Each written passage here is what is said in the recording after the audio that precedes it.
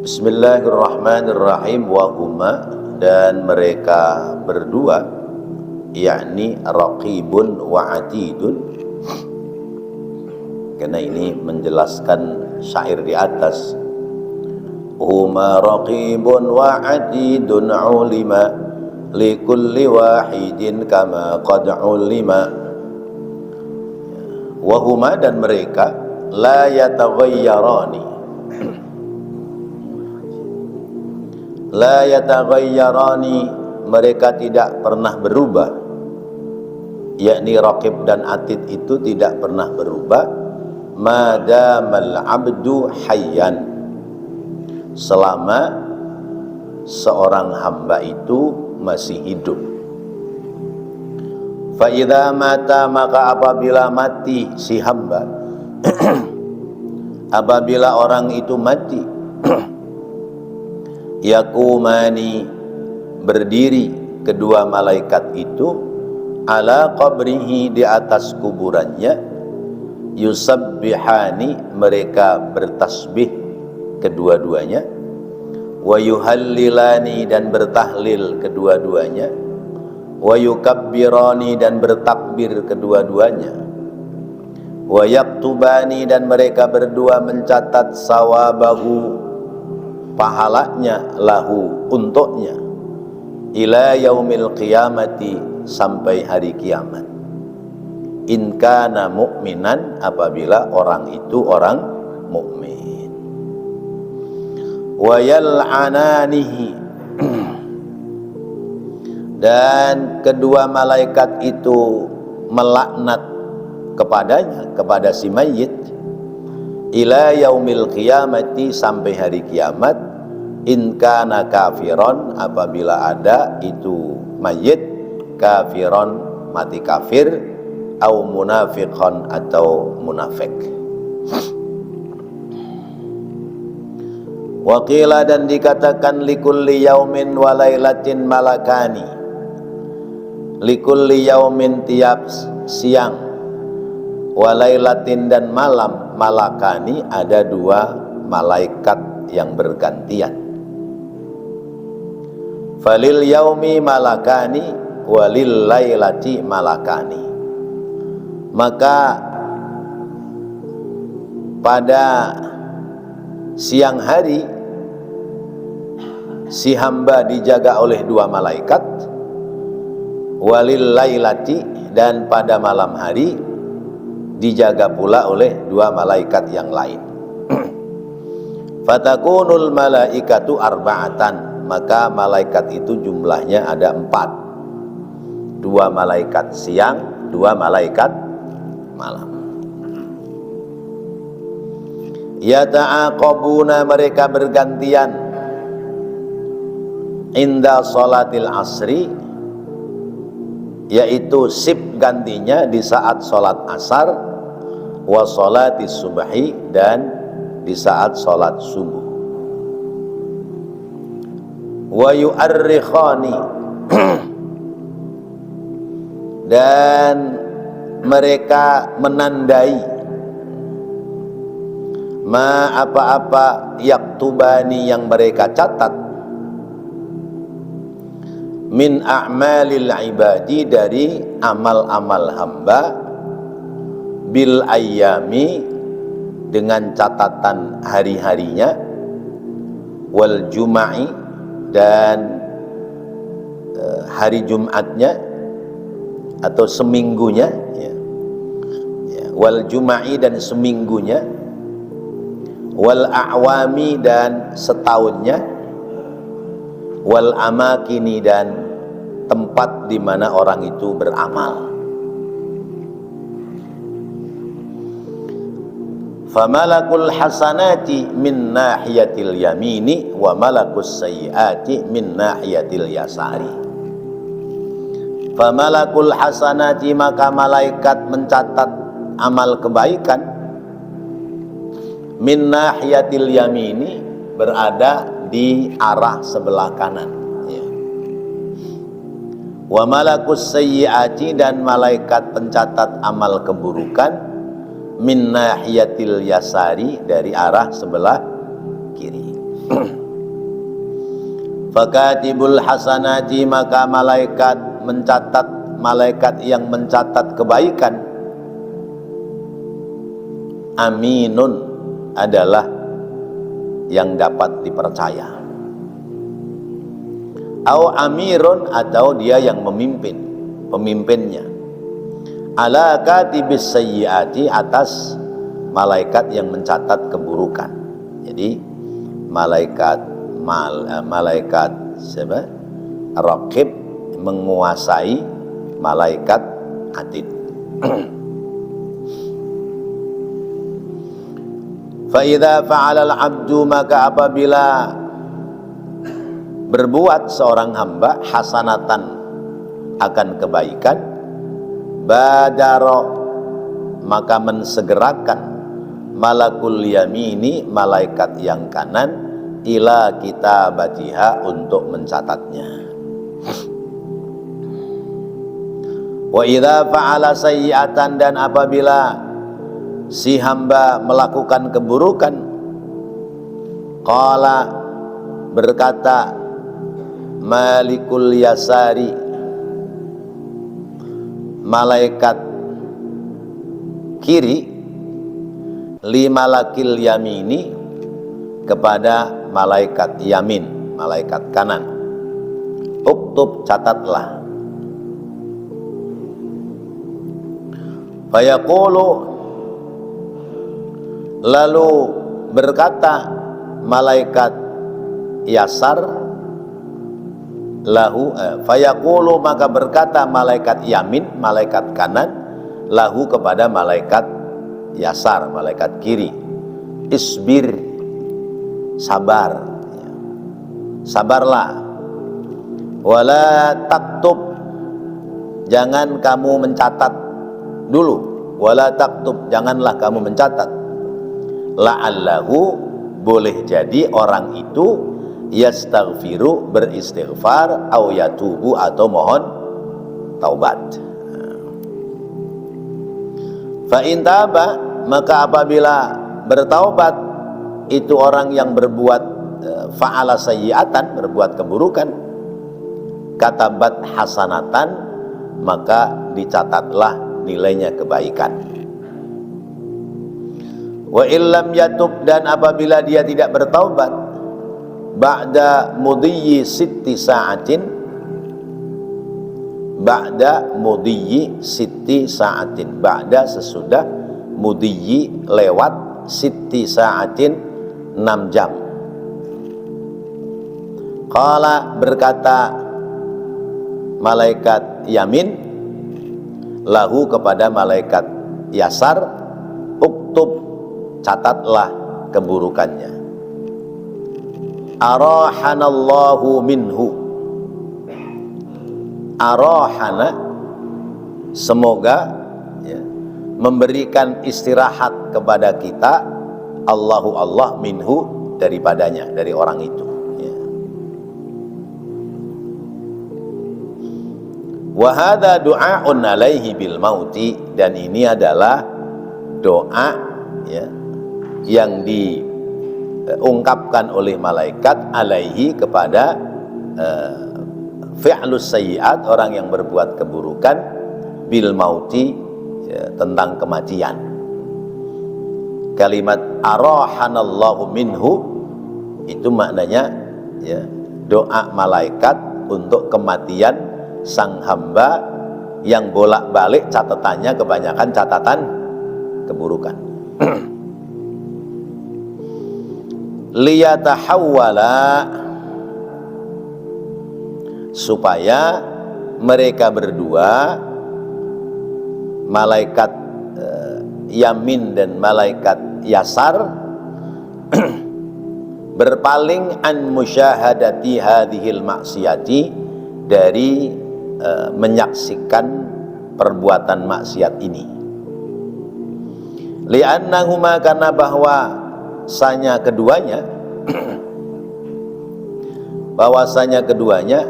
yata'adzayani, ya, yata'adzayani,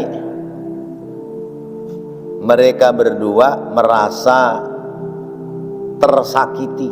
Ya. Adza itu kan menyakiti.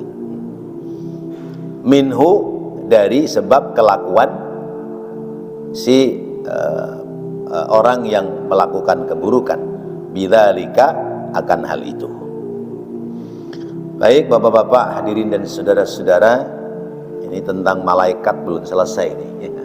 Bahasan tentang malaikat. Ada malaikat namanya Raqib Atid. Yang lalu diterangkan Raqib Atid itu satu tapi dua, itu. Satu tapi dua. Di sini dijelaskan ya dua, ya. Bahkan ada sip-sipnya, ya. Ada Raqib Atid bagian siang, ada Raqib Atid bagian malam.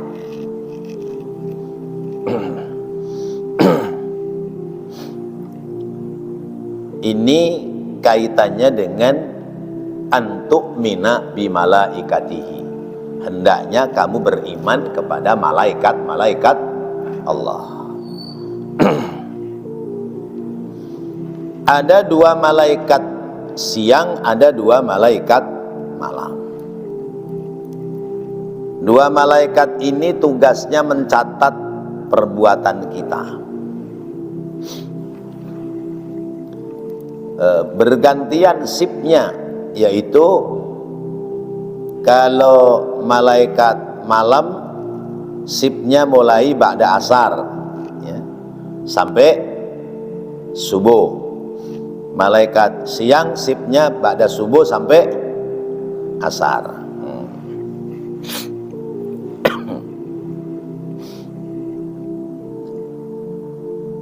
Ini orang menjelaskan seperti ini nggak sembarangan ini, ya. Ya. Nggak sembarangan, karena yang dibahas malaikat, ya. Nah, dua malaikat itu tugasnya mencatat pekerjaan si hamba. Kalau hambanya meninggal dunia, orang yang dicatat amalnya itu mati, maka dua malaikat itu nungguin di tempat kuburannya, ya. Jadi nggak pensiun itu malaikat. Malaikat Raqib Atid kita, ya.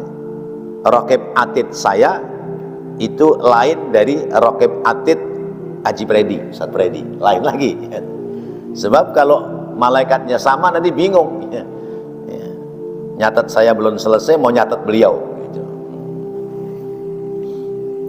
Berarti satu hamba dijaga dua malaikat, bahkan menjadi 4 karena sipnya siang dan malam. Kalau yang meninggal itu orang baik, orang ahli ibadah, malaikat itu jagain di kuburannya, ya. Dia beristighfar, berdoa, ya, kepada itu si mayit, ya. Bertasbih, bertahlil, bertakbir, ya, di samping itu si mayit. Sampai kapan? Ila yaumil qiyamah. Sampai hari kiamat. Berarti kita ini mestinya bersahabat sama Raqib Atid, ya. Kalau kita persahabatannya baik lewat amal-amal kebaikan kita, ya, kita nanti sudah dikubur itu masih dijagain oleh Raqib Atid. Tapi kalau kitanya orang munafik, kitanya orang ahli maksiat, kitanya orang kafir, bukan didoain oleh itu malaikat, tapi justru, ya, disumpahin, dilaknatkan, disumpahin, ya, dilaknat. Dari semenjak kematiannya sampai nanti terjadi peristiwa hari kiamat. Masya Allah. Kita kalau masih di dunia seperti ini mah nggak lihat ya. Raqib atid kita nggak lihat kita. Tapi nanti kalau sudah sampai di liang lahat, liang kubur ya, ya, kita lihat raqib atid kita. Boleh jadi kita juga bisa lihat raqib atid teman-teman kita yang udah pada pulang duluan. Begitu sampai di sana ya, ada yang waktu hidupnya kelihatannya seperti kayak santri ya, kayak orang baik, di sananya dilaknat mulu sama raqib atid ya, karena ternyata kebaikannya menipu orang lain. Ada yang kelihatannya biasa-biasa saja ya, tapi justru di sana banyak didoain oleh raqib atid. Nah, betapa malunya saat nanti kita sudah sampai di sana, ternyata malaikat raqib atid bukan mendoakan kita, tapi malah nyumpahin kita. Oleh karena itu, bagi seorang mukmin dalam beraktivitas, dalam melakukan aktivitas hidup, nggak usah ya berpikir tentang orang melihat atau tidak. Orang lihat, orang nggak lihat, dalam kita beraktivitas kebaikan nggak ngaruh buat kita. Kalau kita sudah berpikir sampai pada titik ini, karena setiap langkah kita ada catatan oleh raqib atid. Kemudian karena kita tahu bahwa kita itu diawasi oleh raqib atid, maka tentang aktivitas kita itu tidak terpengaruh oleh CCTV. Mau ada CCTV, mau nggak ada CCTV, aktivitas kita tetap baik. Ya. Orang-orang zaman sekarang kan pada takut sama CCTV. Ya, ya ada terrekam oleh CCTV. Ya. Ya. Apa itu pulang kerja ya, di kantor pimpinannya, ya, karyawan perempuannya masuk ke ruangan kantor pimpinannya, ya, melakukan perbuatan mesum, ternyata terekam oleh CCTV, jadi viral. Bagi kita nggak usah pakai CCTV manusia, ya, sebab CCTV kita adalah raqib atid. Ya. Mau ngumpet di mana kita berbuat maksiat, ya, mau bersembunyi di mana kita melakukan dosa, ada rekamannya raqib atid. Jadi berangkat dari situ, ya, langkah-langkah kita menjadi lebih berhati-hati. Malaikat mencatat kebaikan ada di sebelah kanan, malaikat pencatat keburukan ada di sebelah kiri, dan semuanya tertata dengan rapi catatannya rapi, nggak ada yang tertinggal. Dari apa ya, kalau istilah Pak Haji Budi, pembukuan, ya, pembukuannya rapi, ya. Dari tanggalnya, ya, harinya, bulannya, tahunnya, jamnya, ya, detik menitnya, ada semua catatannya. Ya. Ya. Wa yu'arrikhani ma yaktubani min a'malil ibad bil ayyam wal juma' wal a'wam wal amakin. Ya. Ya, hari apa, minggu keberapa, tahun berapa, bulan apa, jam berapa, itu semua ada catatannya. Malaikat pencatat kebaikan di sebelah kanan, malaikat pencatat keburukan di sebelah kiri. Komandannya malaikat kanan, malaikat kiri anak buah. Kalau orang melakukan kebaikan, langsung dicatat kebaikan oleh malaikat kanan. Tapi kalau orang itu melakukan keburukan, ya, lalu mau dicatat oleh malakul yasar, malaikat kiri, ya, kata malaikat kanan, isbir, tunggu, jangan dicatat dulu. Ya. Orang berbuat dosa tidak segera dicatat melakukan perbuatan dosa. Isbir, la taktub, la'allahu yastaghfiru aw yatub. Tunggu dulu, jangan buru-buru catat, kata malaikat raqib. Dia istighfar apa enggak, tobat apa enggak, ya. Kalau tobat, catat menjadi kebaikan, ya. Istighfar hilang, hapus itu, nggak usah dicatat.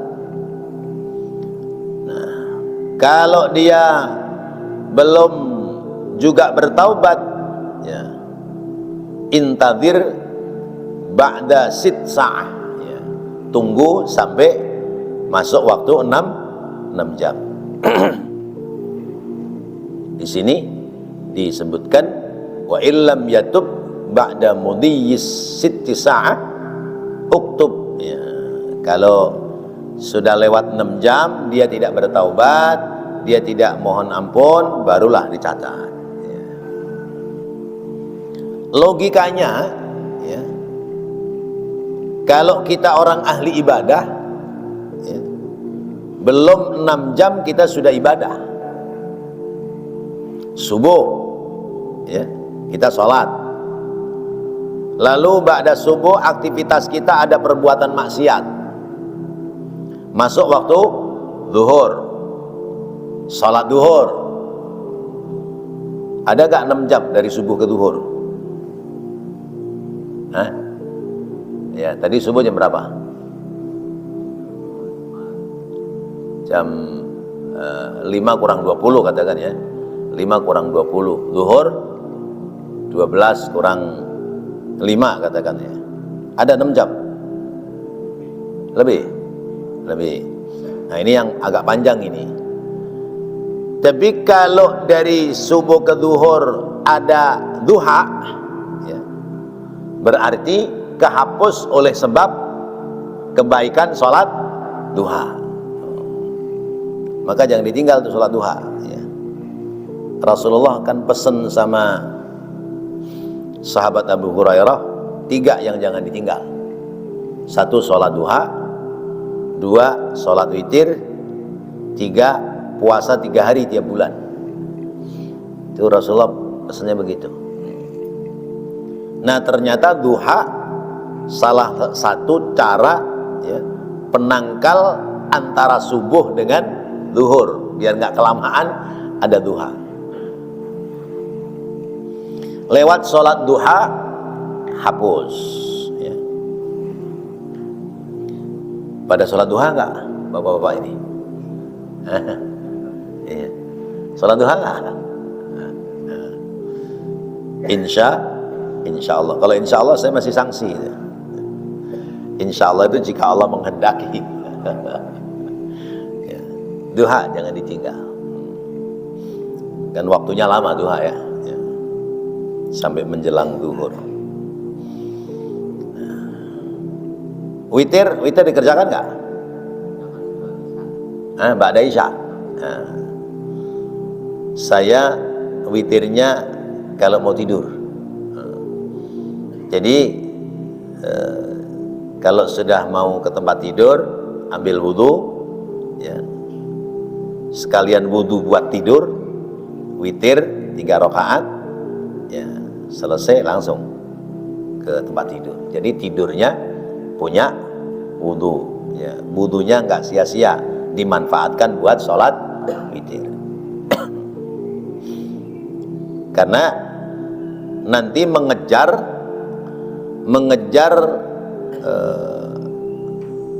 apa itu akhir malam, mengejar akhir malam. Akhir malam itu ada sholat yang pahalanya sama dengan awal pagi, yaitu kata Rasulullah, ya, siapa yang sholat di akhir malam 2 rakaat, ya, pahalanya khairun minad dunya wa ma fiha. Jadi tahajudnya sudah nggak pakai witir lagi. Nanti begitu menjelang subuh, ya, sunnah 2 rakaat. Nah ini khairun minad dunya wa ma fiha. Rapi, masuk waktu subuh, sholat qabliyah subuh, dapat lagi khairun minad dunya wa ma fiha. Berarti hari ini kita mendapati 2 kali kebaikan dunia dan isinya. Kaya nggak? Ya, ya. Jadi pagi ini kita menjadi manusia terkaya sedunia karena 2 kali kekayaan dunia dan isinya. Maka jangan kecil hati, ya. Ada orang pakai naik mobil cakep, ya, kalah lu sama gua, ya, baru mobil itu apa BMW misalnya. Saya mah dunia dan isinya. Cuman besok di akhirat. Witir jangan ditinggal, ya. Nah, puasa sunnah 3 hari setiap bulan, namanya puasa Ayyamul Bid, hari putih, yaitu tanggal berapa? 13, 14, 15 tiap bulan, ya. Kalau bulan Dzulhijjah mulainya tanggal 14, 15, 16. Bagi yang ada uzur boleh bergeser, ya, 14, 15, 16, ya. Itu tiap bulan. Karena puasa 3 hari itu berarti pahalanya sama dengan puasa 1 bulan. Dan memang susah ini, ya, susah. Duhanya bisa, witirnya insya Allah bisa, tapi 3 harinya ini yang rada susah. Nah, tadi dari subuh ke zuhur masuk duha kita sholat, berarti dosa hapus, ya. Habis duha ada dosa lagi, masuk zuhur belum 6 jam hapus, ya. Dari zuhur ke asar orang ada dosa hapus lagi, asar ke maghrib, maghrib ke isya, dan seterusnya.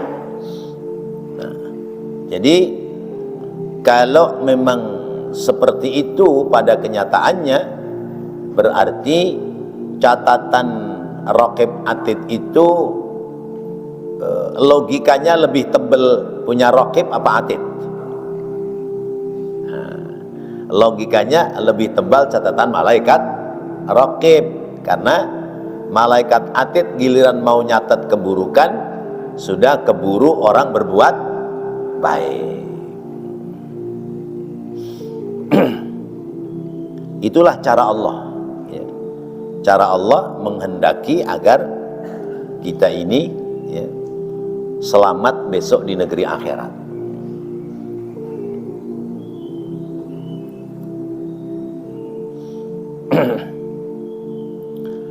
Bagi orang-orang yang selalu melakukan keburukan, ya, sekalipun malaikat Atid itu tugasnya mencatat, tapi ya nyatet tapi rada-rada ogah-ogahan, ya. Ya, ya kayak kita kalau aktivitas itu kebaikan, apalagi ada menghasilkan keuntungan secara zahir, ya kerjanya rada semangat, gitu. Tapi udah catatan yang kurang bermutu, nggak ada prestasinya, nggak ada bagian upahnya, ngerjainnya ogah-ogahan. Ya. Akhirnya kalau model begini mah mendingan tuh orang cepat pensiun aja. Jadi kita kerjaannya berhenti, udah nggak kerja lagi. Gitu. Nah, kalau pegawai pensiun, ya. Kalau malaikat bahasanya arahanallahu minhu, ya. Buru-buru istirahat aja deh kita dah. Gitu. Ya.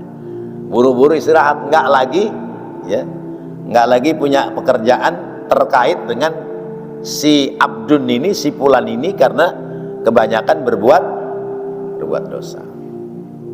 Dan itu adalah doa tentang kematian yang diharapkan oleh malaikat, karena bosannya malaikat dalam mencatatkan keburukan yang dilakukan oleh seorang hamba. Bapak-bapak, hadirin dan saudara-saudara yang dirahmati Allah, menarik dari pelajaran yang kita peroleh pada pagi hari ini, memberikan kesimpulan pemahaman kepada kita bahwa apa yang kita perbuat semua disaksikan oleh malaikat. Apa yang kita lakukan semua dicatat oleh malaikat. Maka ketika kita berbuat baik, ya, karena Allah, ya, semata-mata mengharap ridha Allah supaya ada catatan kebaikan bagi kita. Kemudian kita berupaya menghindari dari hal-hal yang tidak baik, karena sekalipun tidak ada orang melihat, ya, ketidakbaikan kita tetap ada dalam catatan malaikat. Jadi akhirnya kita pelan-pelan menjadi orang baik. Jadi percaya terhadap malaikat-malaikat Allah akan melahirkan perilaku-perilaku kita menjadi perilaku-perilaku yang baik, karena semuanya ada dalam pengawasan Allah lewat para malaikat. Maka ya berbuat baik aja. Gitu. Kita tetangga masjid, ya kudu sering ke masjid. Kita orang-orang yang sering difasilitasi oleh masjid, ya kita harus kembali ke masjid. Kita orang yang diperhatikan oleh pengurus masjid, ya, mungkin bagian zakat fitrah, mungkin kemarin bagian, ya, daging korban, ya kita harus bisa sering mondar-mandir ke masjid. Kalau ke masjid sendalnya hilang, nggak usah kesel, ya. Karena apa? Orang sendal hilang di masjid itu musibah kecil, ya. Kehilangan sendal di masjid musibah kecil. Musibah besarnya apa? Kalau sendalnya nggak pernah kelihatan di masjid, itu musibah besar. Paham? Ya. Orang ke masjid sendalnya hilang, itu musibah kecil. Musibah besarnya kalau orang sendalnya nggak pernah kelihatan di masjid, artinya nggak pernah datang ke masjid, padahal ya sudah diperhatikan oleh pengurus masjid. Ada di sini yang begitu? Masya Allah, giliran nggak kebagian zakat fitrahnya ngomel-ngomel, ya. Iya.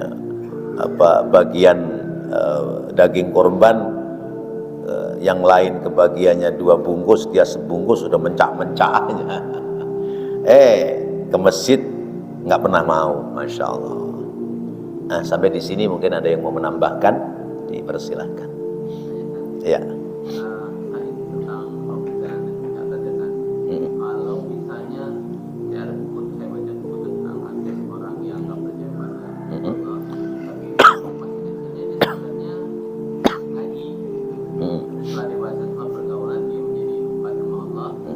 Jadi mungkin catatan kejelekannya jadi banyak kan. Tapi pada akhir hayatnya ketika dia tabrakan, dia mengucapkan la ilaha illallah. Nah itu gimana catatan kejelekan yang banyak itu? Baik. Orang ini Ini mungkin di biografi atau catatan cerita tentang seseorang ya. Orang ini mudanya ya namanya orang dekat masjid ya, sering ibadah ke masjid ya, ikut ngaji ya, ke Ustadz Freddy, ke Ustadz Rosidi dan yang lain gitu. Tapi begitu remaja dewasa salah pergaulan ya, ketemunya dengan orang-orang yang nggak yakin terhadap kebenaran agama ya, ya nggak percaya kalau sholat itu perintah Allah ya, nggak ada itu, karena agama itu candu gitu ya. Agama itu penghalang ya, apa-apa dihalangi, apa-apa nggak boleh gitu. Akhirnya dia tinggalkan itu agama, tinggalkan agama. Terus di menjelang tuanya dia kecelakaan. Begitu kecelakaan dia kondisi badannya, fisiknya menjadi misalnya rusak ya, dengan kakinya lumpuh atau dan sebagainya. Baru dia sadar diri bahwa Tuhan itu ada. Gerakan manusia itu ya tidak lepas dari gerakan Tuhan. Kalau begitu saya keliru. Dia bertaubat ya. Kemudian dia mengucapkan kalimat syahadat, bertaubat, mati misalnya ya. Ini dosa-dosa yang lalunya bagaimana? Orang yang akhir kalimatnya mengucap la ilaha illallah dakhalal jannah ya. Man kana fi akhiri kalamihi la ilaha illallah dakhalal jannah. Siapa orang yang akhir kalimatnya mengucap la ilaha illallah masuk surga. Kalau yang mengucapkan kalimat la ilaha illallah orang luar Islam, kemudian dia masuk Islam karena yakin kebenaran dalam Islam, maka kalimat tauhid ini menghapuskan perbuatan buruknya yang lalu. Luar biasa ya. Ya. Mungkin dia pernah zina, mungkin dia ya menikah dengan pasangan hidupnya juga tidak sah secara hukum agama ya. Mungkin dia pernah ya melakukan perbuatan dosa kepada Allah sebab ketidaktahuannya dia ya.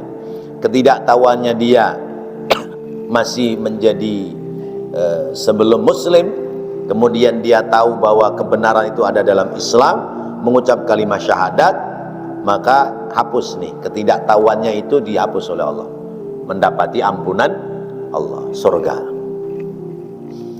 Terus bagaimana dengan orang Islam ya? Orang Islam ada maksiatnya, ada dosanya,